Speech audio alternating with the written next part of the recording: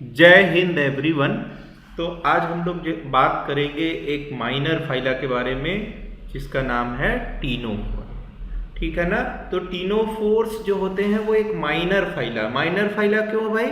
इस फाइलम में देखेंगे तो नंबर ऑफ स्पीसीज की संख्या बहुत ही कम है और दूसरी चीज इसका इकोसिस्टम में इन्वॉल्वमेंट कम है। तो कभी भी जब माइनर फाइला डिफाइन करेंगे तो इसी बेसिस पे करेंगे। तो आइए देखते हैं जल्दी जल्दी कि इसमें उदाहरण क्या क्या है। तो हमारे पास एक उदाहरण है आपका, किसका उदाहरण है भाई? ये है हमारा टीनोफोरा है। ठीक है। टीनोफोरा में आपको प्लीरोब्रैंकिया खूब देखने को बुक्स में मिलेगा और हार्मीफोरा। ये दो एनिमल्स आपको दिमाग में रखने हैं। और इसमें ये जो रेड कलर का स्ट्रक्चर दिखाया गया है और ये येलो कलर का स्ट्रक्चर दिखाया गया है, ये बहुत इंपॉर्टेंट है। इसको अभी रखिए ध्यान से। तो अभी हम लोग डिस्कस करेंगे कि ये दोनों स्ट्रक्चर क्या है, जिसके ऊपर खूब सारे सीलिया भी झुरमुट में पाए जा रहे हैं। देखिए, तो सबसे पहला जो पॉइंट है कि ये एनिमल कहाँ पाया जाता है, जो पहले भी हम लोगों ने डिस्कस किया है, हैबिट एंड हैबिटेट क्या है एनिमल का। तो पहला चीज है कि ये मराइन एनिमल्स होते हैं। कैसे राइनो होते हैं भाई? मराइन एनिमल्स होते हैं, सॉलिटरी होते हैं, है ना। ये कोई कॉलोनी में नहीं रहते, अकेले अकेले रहेंगे। और उसके साथ साथ ये कभी भी अटैच्ड नहीं होंगे। ये क्या होंगे?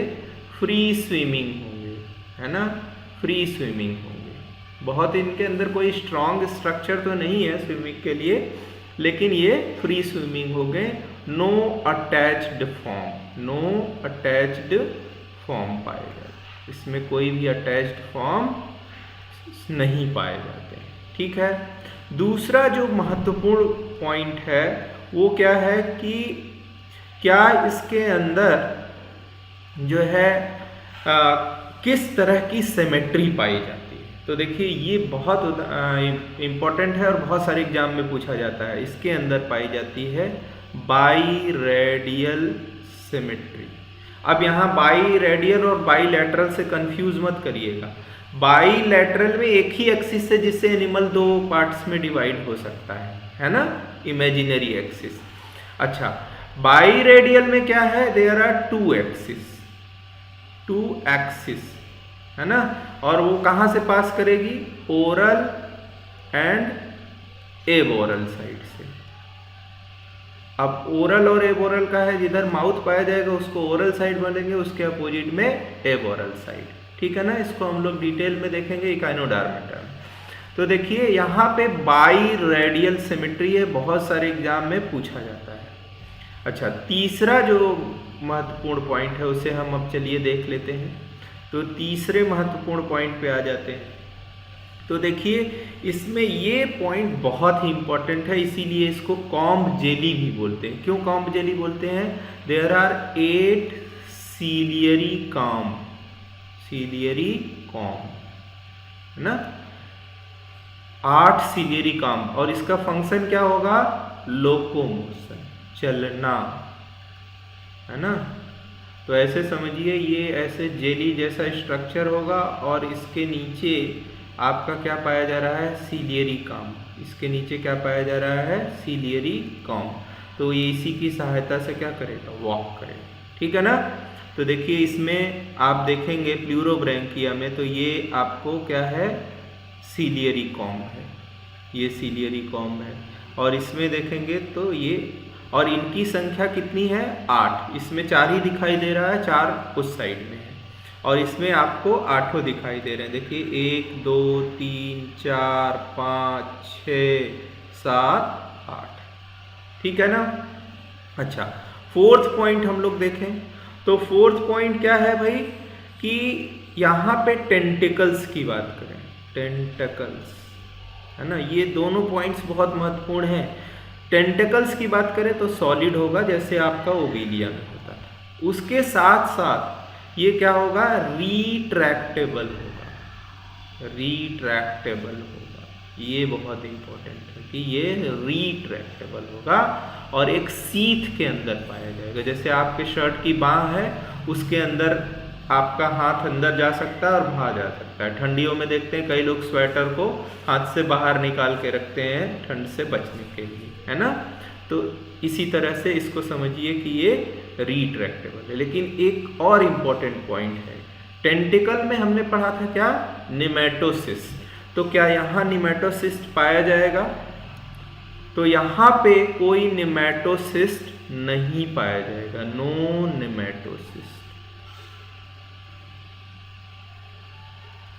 अच्छा, ये पूछ रहे हैं सर निमेटोसिस्ट नहीं पाया जाएगा तो अपने प्रे को कैसे कैप्चर करेगा? तो यहाँ पे एक बहुत महत्वपूर्ण जो है स्ट्रक्चर पाया जाता है, उसको बोलते हैं कोलोब्लास्ट। क्या बोलते हैं भाई? कोलोब्लास्ट। कोलोब्लास्ट का क्या काम होगा? Food capture. इसका काम क्या होगा? Food capture. इसका काम होगा फूड कैप्चर। अब नेक्स्ट पॉइंट देखते हैं हम लोग क्या है। तो फिफ्थ पॉइंट देखिए, फिफ्थ पॉइंट में आपका ये एनिमल सीलोमेट है कि एसीलोमेट है? तो नेचुरल सी बात है, अभी सीलोम की बात तो होगी ही नहीं, है ना। हम पहले भी डिस्कस कर चुके हैं। और ये कैसा एनिमल है? पहला ट्रिप्लोब्लास्टिक फाइलम है जो अभी तक हम लोग पढ़े, ठीक है ना। तो देखिए ये पहला ट्रिप्लोब्लास्टिक फाइलम आपको पढ़ने को यहाँ मिलेगा। अब ट्रिप्लोब्लास्टिक से यहाँ क्या हमारा अभिप्राय है? तो देखिए यहाँ पे बाहर की तरफ क्या होगा? इपीडर्मिस होगा। ये क्या है? इपीडर्मिस है। और इसके अंदर जो है आप मीजोग्लिया जो था, उस मीजोग्लिया में लूज सेल्स पाई जाएंगी और उन लूज सेल्स के साथ क्या पाया जाएगा? मसल के फाइबर पाए जाएंगे, है ना। तो ये लेयर जैसा लगभग स्ट्रक्चर बना ले रहा है मीजोग्लिया। तो ये क्या हो जाएगा? इपीडर्मिस। और ये क्या हो जाएगा? सेलुलर हो जाएगा ना मीजोग्लिया। जैसे किसमें था बताइए? क्लास एंथोजोआ जो सिलेंट्रेटा का था उसमें जैसा होगा वैसे, ठीक है। उसके साथ साथ इंडोडर्मिस इसमें बन जाएगी। तो अंदर की तरफ क्या हो जाएगी? इंडोडर्मिस बन जाएगी इसमें, है ना। ये इंडोडर्मिस बन गई। तो ये तीन जो है लेयर हो गई, ये इंडोडर्मिस हो गई, ठीक है। तो इसी वजह से इसको क्या बोल रहे हैं? ट्रिप्लोब्लास्टिक बोल रहे हैं, ठीक है ना। अच्छा, अब डिफरेंट सिस्टम की अगर बात करें तो सिस्टम में क्या क्या है और क्या क्या नहीं। अगर हम डाइजेस्टिव सिस्टम की बात करें, पहला डाइजेस्टिव सिस्टम।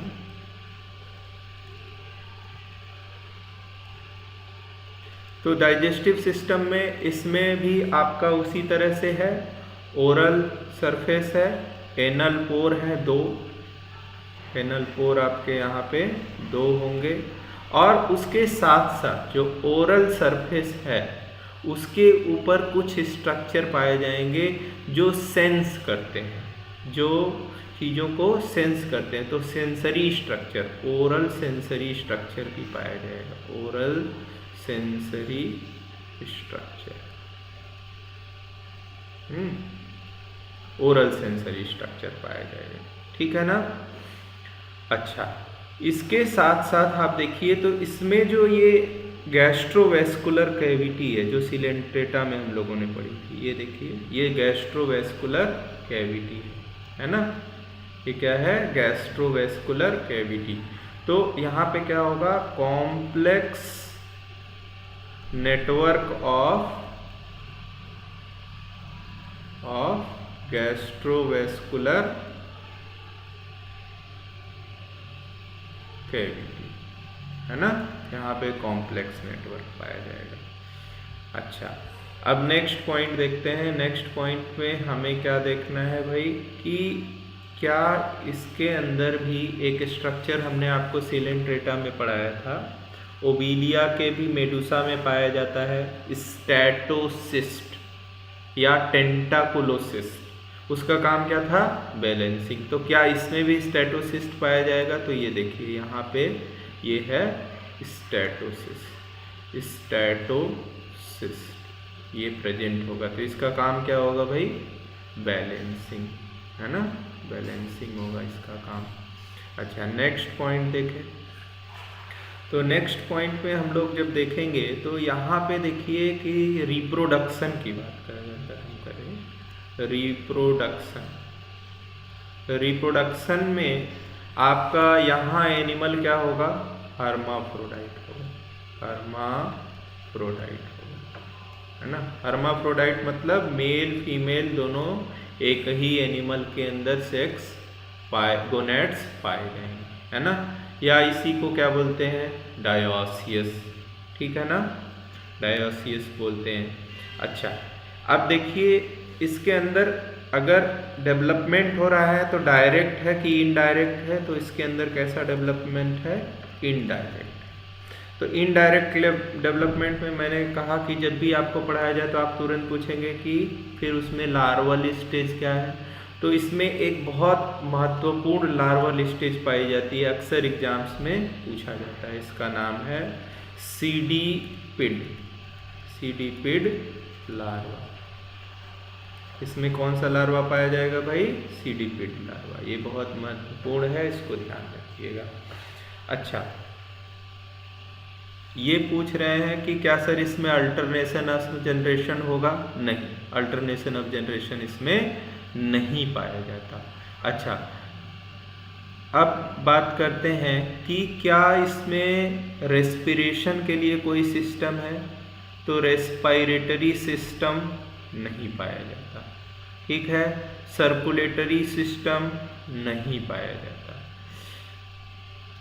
स्केलेटन सिस्टम ये पाया जाएगा? नहीं पाया जाएगा। अच्छा, उसके बाद क्या एक्सक्रीटरी सिस्टम पाया जाएगा? कोई एक्सक्रीशन? ये सब चीज़ें जो है इनके लिए कोई सिस्टम इसमें नहीं पाया जाता।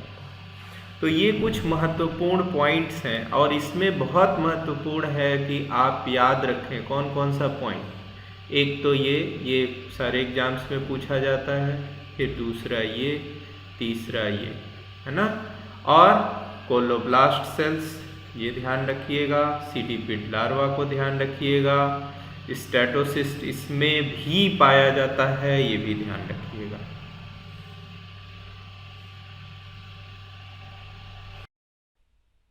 अद्वैता एकेडमी के सभी व्यूअर्स का बहुत बहुत धन्यवाद, आभार।